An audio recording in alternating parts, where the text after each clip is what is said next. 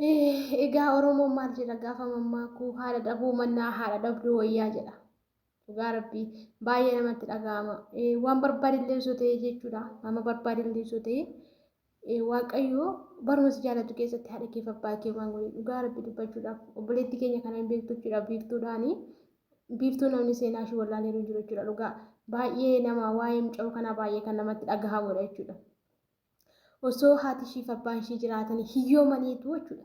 Haati ishiif abbaan ishee osoo jiraatanii akkasitti dhugaa waaqaa fuula Oromoo dhaabbattee akkasittiin boosu turte mucaa kun. Ana waa'ee mucoo kanaa baay'ee tokko na gaddisiise dhugaa dubbachuudhaaf jechuudha. Maaliif yeroo baay'eetti deddeebi'ee mucaa kana jechuudha.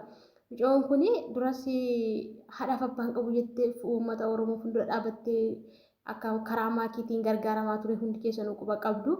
Amma immoo haa ta'u malee maakiin haala ishidhaa mijeessitee waan duma gootee fi bilbila ishidhaa bittee fi gaafa ishiin gara fuula tiktookii minaaminitti baatee gaafa ishiin tapha jammartee amma tokko kaf jettu gaafa ishiin kaatu mucoon kun namoonni baay'een jechaan ishii ciqilaa. Egaa inni kun amala namoota keenyaati. Namoonni keenyi gaafa ati kuuftu si jaalatu malee gaafa ati jireenyuma jiraatu keessatti namni kaleessaa giftii koo eenyu koo maaloo koo siin jedhu gaafa hiyyummaa kee akkana siin jedha gaafa ati dhabde akkana siin jedha malee gaafa ati waa xiqqoo ishii isa caalte yookaan waa xiqqoo ishii kaf jettee fuuldura kee carraan guddinaa fuuldura kee jira yoo ta'e namni inni kaleessaan siifan duraan siifan maal jedha sun jedhu suni har'a sirraa goraachuudha dhugaa dubbachuudhaaf. Mucaa kana yeroo suni akka malee miidiyaa kanarra yoo ishiin sirbite akkana taate akkana goote jedhanii jechuudha. Baay'ee mucaa kana. Gaafa ishiin sirba jettu gaafa ishiin maal jedhu beektaa Oromoon gaafa mammaaku handaanqoo lubbuuf dhaadattu maaliin taphaseetii jedha Oromoon. Kana jechuun mucaan guddinaaf yookaan fuuldura ishiitiif isa ishiin tattaafattu namoonni immoo akkamitti yaadu beektanii akka waan bakka ishii jireenya ishii irraa hafee yookiin wanni ta'e itti yaadu jechuudha dhugaa dubbachuudhaaf waan baay'ee nama gaddisiisudha jechuudha. Maaliif mucaan kun tattaafachuun ishii isa boruutiif yaaddee jireenya kanaan boodatti namni akka kaleessaa sun nama gargaaru gaafa ati peejii tiktookii yookaan fuula miidiyaa gaafa ati dhaabbattee haadha birriisee annamne jechuudha. Kan ishii dhiisee ama atumti fakkeenya foloorsii 10,000 gaafa galte akka waan ati birrii gashiitutti si hubata namni keenya. Kanaaf dhugaa rabbii baay'ee tokko na gaddisiisee jechuudha waa'ee mucaa kana. Nagaa koollee hin daganne ashama harka fuune akkam jirtu hordoftoota si bagindoo bakka jirtanitti nageenyi faraarri waaqayyoo isiniif haa baay'atu. Ana arfuu baga nagaan dhuftan isiniin jechuun jaalladha. Egaa yoo viidiyoon keenya isinitti tole laayik gochuun jammaraa akkasuma immoo subscribe godhaa maatii keenya ta'a nutti dabalamaa isiniin jechuun barbaada. Yaadaa fi qiiqa qabdan komentii jalatti nuuf kaa'aa isiniin jechuun barbaada. Egaa viidiyoo tokko isiniif qabadhee dhufee jira jechuudha. Dhugaa dubbachuudhaaf waa'ee obboleettii keenya biiftuu jechuudha. Obboleettii keenya biiftuun namni wallaalee hin jiru. Icciitii waan nama baay'ee gaddisiistudha dhugaa dubbachuudhaaf jajjabduudha immoo otuma jettu jajjabduudha. Garuu jireenya ati jiraattu keessatti waan tokko yaaltee gaafa ati yaaltee waan harkaa qabdus xumurattee gaafa wanni jettu nama gaddisiisa dhugaa dubbachuudhaaf. Inna mucaan kun kaleessas maakiifaatu ishii gargaaraa ture karaa maakiifaatiin jechuudha kan ishiin gargaaramte peejiidhuma tiktookiitti gaafa dhufte maakiitu gargaarsa ishiidhaaf taasisee Oromoo ishii gargaaree jechuudha.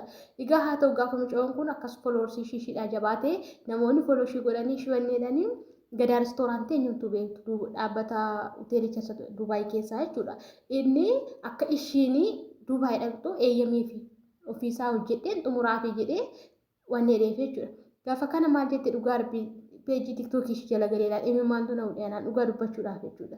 Inna gaafa inni akkana jedheen ishii jettee deemiidhaaf waan hundumtu ishiidhaa xumurame jedhameetu galtee maatii ishiitiin hunduma isaaniitti maatii ishiitti nagaa dhaammatte jechuudha. Maatii ishiitti hunduma isaaniitti nagaa dhaammatteetu gaafa ishiin deemiidhaaf kaatu oole jalaa baay'ee boosse yeroo sunis. Maaliif beektanii nan deema jettee har'a mucaan kun caammaa bitti yookaan maal bitti akkatti hojjettu wayiin amma namni gaafa ishiin uffattee kara peejii tiktookiitti baatu waan birrii qabdu yookaan waan ishiitti tole jiraattu namatti fakkaachuu danda'a. Garuu mucaan kun bakka teessee bakka nyaattee bultuu qabaachuu dhiisuu dandeessi. Har'a laa mucaan kun wanta isin ajaa'ibusa har'aa kanaa deemiidhaaf kaatee karaarraa deemte bakka dhaqee buluun qabu jette. Maaliif kaleessa hin gadda mana kireeffattee jiraatti turte. Mana kiraa keessaa mana deema jetteetu mana kiraa gadhiifteetti jechuudha. Har'uma kana namni ishii bushu immoo jireenya Itoophiyaa keenyaatiin ilaalaa dhugaa dubbachuudhaaf waan baay'ee nama gaddisiisu jechuudha. Inna akka kana ishii godhee Gadaa reestooraantiin dhiiste jechuudha. Dhiiste yeroo sunis wanni Amma immoo ishiin dhiistee gaafa isheen deebitee hojii ishee hojjetattu immoo namni tokko wanta yaaltutu yookaan bakka kanan gaha jettee gaafa karoorsitu bakka hamma bakka sun geessutti duubatti sin deebisu. Anam akka samana koo waan tokko karoorsee itti siqa jedhe taanaan amma wanta sun biraan gahuutti deebi'uu hin danda'u. Gaafa abdii koo kutadhee biraa deebi'a malee akka samana dhugaa dubbachuun mucaan kun gadaa reestooraantiin ishii dhiibnaan dhiistee gara jiruu ishiitti deebitee turte jechuudha.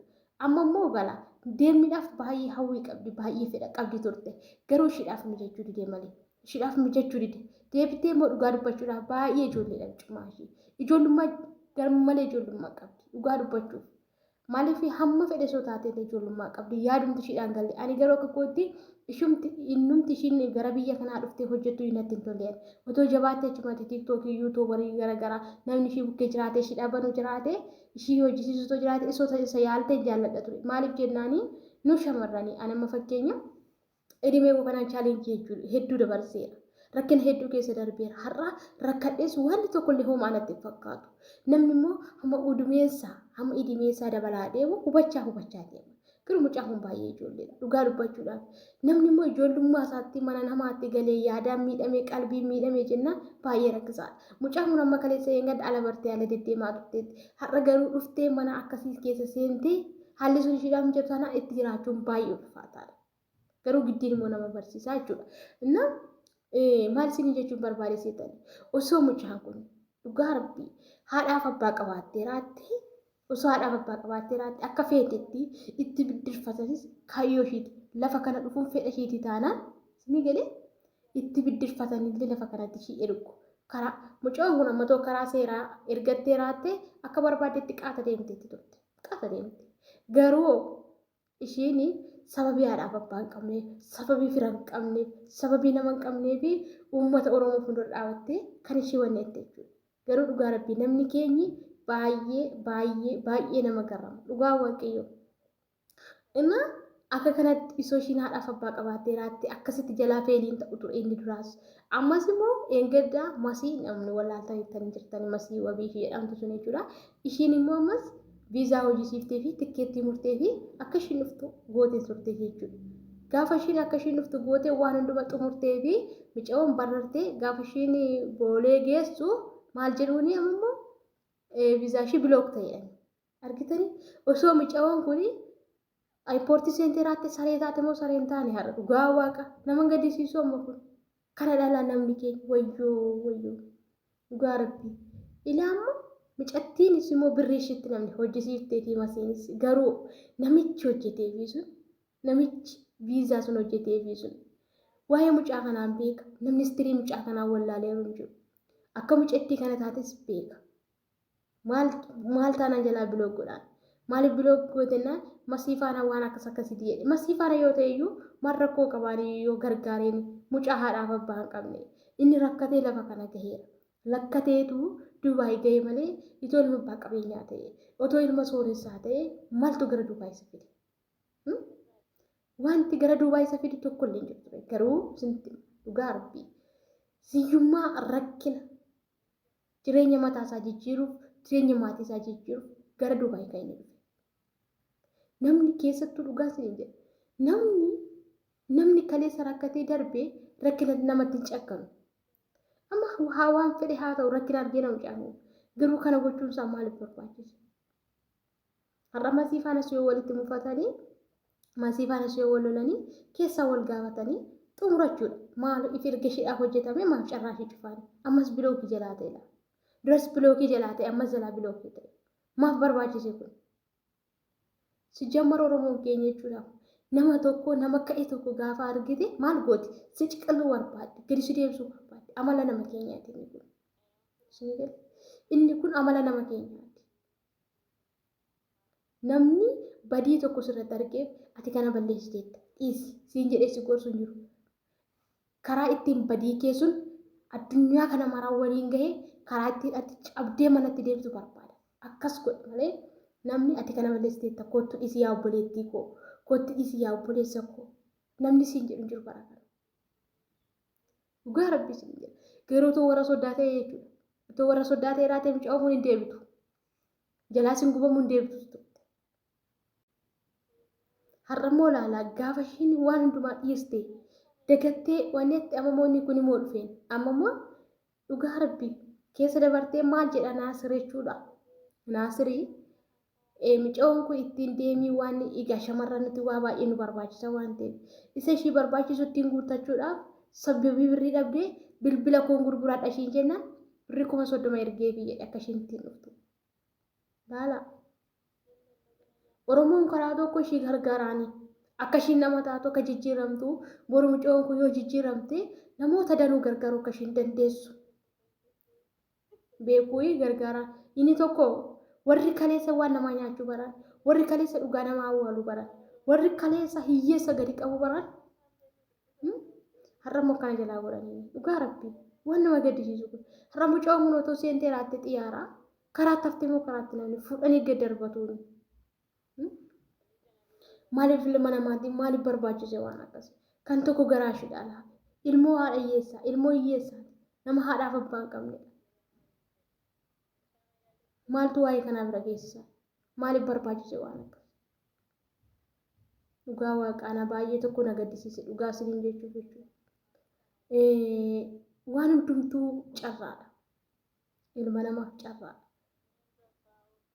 Kan haadha siif kennus, kan abbaa siif kennus, kan sirraa fudhatus isa. Dhugaa mucaan kun ani isa kamiin gadde beektanii waan biraa miti. Osoo haadhaaf abbaa qabaattee raattee osoo haadhaaf abbaa hayyoomanii haa rakkatanii jooraa maan ta'e maraatuu maan ta'e intoo qabaattee raattee mucaan kun akka kanaan taatu. Baay'ee nama gaddisiisa dhugaa dubbachuudhaaf. Shira isaan irratti yoo hojjechaa jiran nama gaddisiisa garuu ammas Oromoo jiraatu maal taatu mucaan kun dhugaa dubbachuuf waan tokko illee hin taatu. Maaliif jenna Oromoon harkisaa bal'aadha. Kaleessa isaan matu ishii gargaaree akka ishiin ija namaa taatu taasise. Har'asoo Oromoodhuma warra kaleessaa suntu gargaara. Oromoon baay'eedha. Birrii tokko lama yoo walitti qabaniin deebitee deemuu waan dandeessi ammas. Kaayyoo ishiitu waan ta'eef wanta kaayyeeffattee wanti ishee hanqisuun jiru. Garuu gaafa mucaan kun dhuftee as galte akkasuma gadaa restooraantiinis namichi jalaa akkana godhe kunillee lamaan isaaniillee jechuudha. Lamaan isaaniillee dhugaa dubbachuudhaaf taasifattama. Hin beekamu immoo namni bara jiraattu keessatti jireenyuma ati jiraattu kana keessatti jechuudha. Ani nan qaba jettee ilma hiyyeessaa irratti fintuudhe. Ani nan qaba jettee ilma hiyyeessaa irratti ani jedhe. Maaliif jennaan qabeenya isaarra mul'atu kuni hin beekamu. Amma nan jira malee wanta saatii tokkoon boodatti na mudatu maaliif beeka rabbii kana malee maaltu beeka?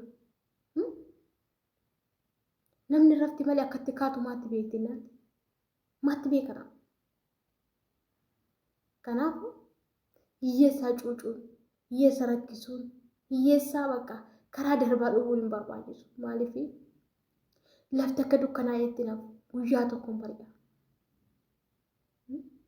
Roobni saatiidhuma dhufutti gungumee maal jedhee rooba malee itti fufee rooba akkasuma ittiin caama oola. Biqiltuun wanti hundumtuu yeroo qaba waan ta'eef hin dhaabbata. Kanaaf hiyyummaan qomaaxaa miti namarratti naftu. Namni kaayyoo fi sammuu qabu hiyyummaa keessaan ba'a. Garuu ilmi namaa taazzaba darbuuf guyyaa darbuuf wanta aduu kanaa gajjallaatiif waan daqiiqaa tokko keessattuu wal dhabnuuf jennee gaafa akkana godhu har'atoo masiinuu isa balleessitee maaliif kan ishii jalaa gubaanii maal yoo dhufte yoo hojjetattee maal rakkoo qaba humna ishiitiin hojjetattee yoo mucaan kun innaa daraa keessan ijoolleen keenya jechuudha ijoollumti abbaan feete keessanii nama hiyyeessa kana gootan isaa hin barbaachisu waan akkas ilma namaa taate baay'ee na aarsisan ana baay'ee tokko natti dhaga'ame. Wanta ilma namaatiif hin malle gaafa nama irratti raawwatan nama gaddisiisu. Osoo ana ta'e maaliin godha kan jedhu natti dhaga'a dhugaa rabbii. Inna waaqayyo ammas jira waan hundumattuu inni kaleessa ishii gargaaree inni kaleessa akka ishii baatee dhaabbattu ishii taasisee uumaa ishii ammas ishiin gatu dhugaa rabbii. Inna eenyumtuu immoo wanni miti